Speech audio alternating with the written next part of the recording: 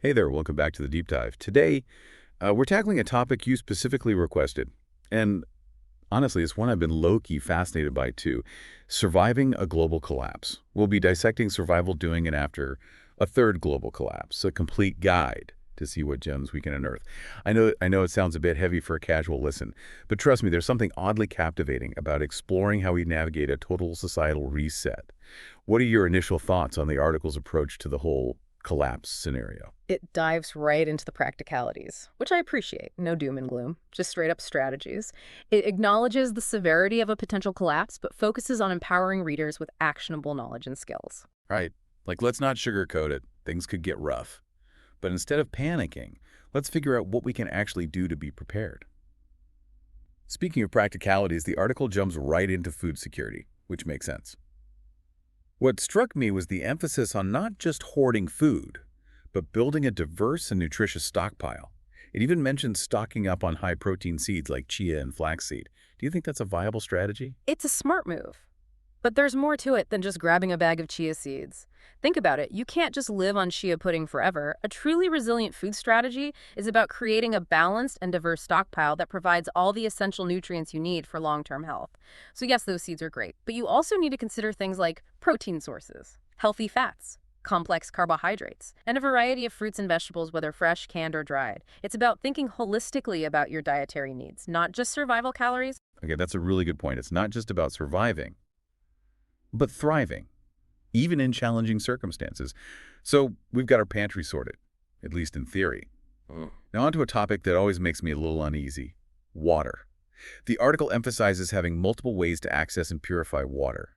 And it mentions some technical stuff like activated carbon filters and reverse osmosis. To be honest, I glazed over those parts a bit. Can you break down what those methods actually involve and why they're important in a collapse scenario? Absolutely. In a collapse, access to clean water could become your biggest challenge. That's why the article stresses having backup plans. So picture this. Your usual tap water is no longer safe. That's where those filters come in. Activated carbon filters are like super sponges that trap impurities, while reverse osmosis uses pressure to force water through a membrane, removing even tinier contaminants. Okay, so it's like having layers of protection. Right, exactly. You might start with rainwater collection, then use a simple filter for larger particles, and finally employ something like reverse osmosis for that extra level of purification. Makes sense. It's about having multiple tools in your arsenal, so you're not relying on just one source or method.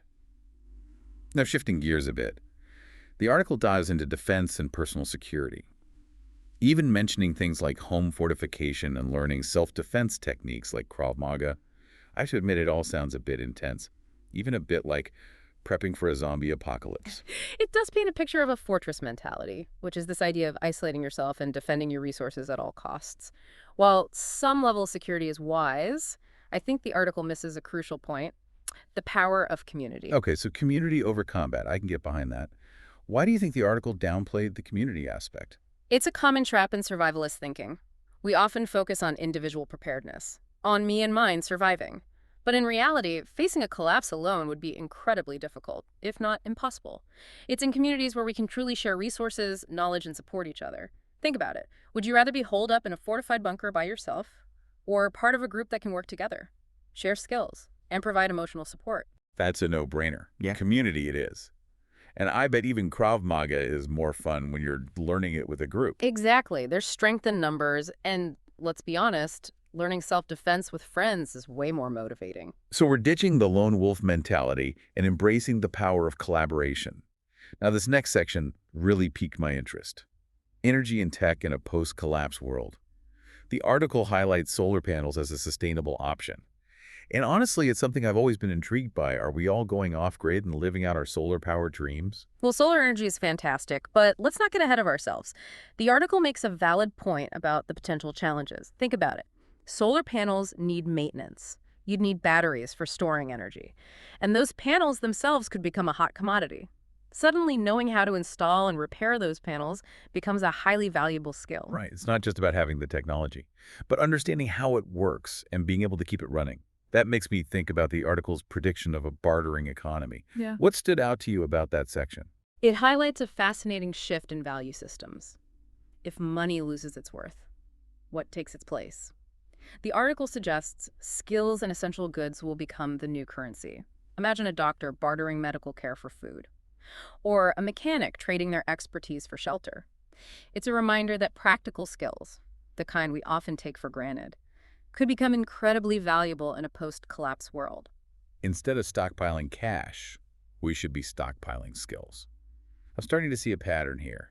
This whole prepping thing isn't just about hoarding supplies, it's about becoming a valuable member of a community, someone who can contribute and help rebuild. Exactly. And that leads to another critical point the article makes: physical and mental resilience. You could have all the supplies and skills in the world, but if you can't handle the stress and uncertainty of a collapse, it won't matter much. To be honest, the mental health aspect is something I often overlook in my prepping daydreams. It's easy to get caught up in the logistics and forget about the emotional and psychological toll a collapse would take. How do you think we can prepare for that? The article suggests focusing on things like stress management techniques and establishing routines, which makes sense, but I believe it goes deeper than that. It's about cultivating a mindset of resilience, of adaptability, and finding meaning even in the midst of chaos. That's a powerful thought. So it's not just about surviving physically, but also mentally and emotionally. And I imagine community plays a huge role in that as well. Absolutely. Having a support system, people you can trust and rely on, can make all the difference. It's about knowing you're not alone, that you're part of something bigger than yourself. It all circles back to connection, doesn't it? Whether it's sharing resources, skills, or simply offering emotional support. Those human connections are what will ultimately help us navigate a collapse, both individually and as a society. You've hit the nail on the head, and this brings up something that often gets overlooked in these discussions: the role of hope. Hope? You mean like a can of optimism next to the beans and rice? How do you prep for hope? Not quite, but I think cultivating hope is about choosing to believe that even in the darkest of times, there's still a possibility for something better. It's about holding on to that flicker of light, that belief that we can learn from our mistakes, that we can build a more just and sustainable future, even if it means starting from scratch. I love that. Prepping for hope. It's not about ignoring the potential for hardship, but about choosing to believe that we can overcome it, that we can create something meaningful out of the ashes. And maybe that's the most important preparation of all. Perhaps it is, because at the end of the day, survival isn't just about enduring, it's about thriving. It's about using our collective ingenuity, compassion, and wisdom to build a future worth living in. So we've talked about food, water, security, energy, even bartering for antibiotics in this post-collapse world. But this conversation has really shifted my perspective. It's not just about surviving the initial shock. It's about what comes after. What kind of society do we want to rebuild? What values do we want to prioritize? The article provides a framework for the practical stuff, but it doesn't delve into the philosophical side of things. And that's where things get truly fascinating. A global collapse, as devastating as it would be, presents a unique opportunity, a chance to reevaluate our priorities, to shed some of the baggage of the old world, and to create something new, something better. Let's put on our visionary hats for a minute. If we could design a post-collapse society from scratch, what would it look like? What lessons could we learn from the past? And what new principles would we want to build on? It's a chance to hit the reset button in a way. For me, it all starts with community. We've talked about its importance throughout this deep dive. And I truly believe a strong sense of community would be essential for navigating a post-collapse world. Imagine a society where people prioritize cooperation over competition, where helping your neighbor is not just a nice thing to do, but a way of life. I love that. A society built on collaboration and mutual support, not on every person for themselves. What about resources? The old world wasn't exactly known for its responsible use of the planet. That's where sustainability comes in. We can't just rebuild the same unsustainable systems that led to the collapse in the first place. Imagine a society where people understand their impact on the environment, where renewable energy is the norm, and where we prioritize conservation and responsible consumption. Okay, so we've got community and sustainability as cornerstones of our new world. What else is on your blueprint? What about things like social justice and equality? That's critical. A collapse would likely amplify existing inequalities, so we need to be intentional about building a more just and equitable society. Imagine a world where everyone has equal access to opportunities, resources, and decision-making power, regardless of their background or social status. Wow, this is starting to sound like a utopia. But I know it wouldn't be easy. Building a new society from scratch would come with its own set of challenges. Conflicts would arise, power struggles, disagreements about values. We'd have to figure out how to govern ourselves, how to resolve disputes peacefully. all while dealing with the basic necessities of survival. Absolutely. It would be incredibly difficult, no doubt. But it's in those challenges that our ingenuity, our resilience, and our capacity for compassion would truly be tested. This has been an incredible deep dive. Yeah. We started with the practicalities of surviving a global collapse, and we ended up exploring the possibilities of building a better world, a world rooted in community sustainability and justice. It's a daunting yet strangely hopeful prospect. It is, and I think that's the key takeaway here. Even in the face of a potential collapse, we have the power to choose what kind of future we want to create.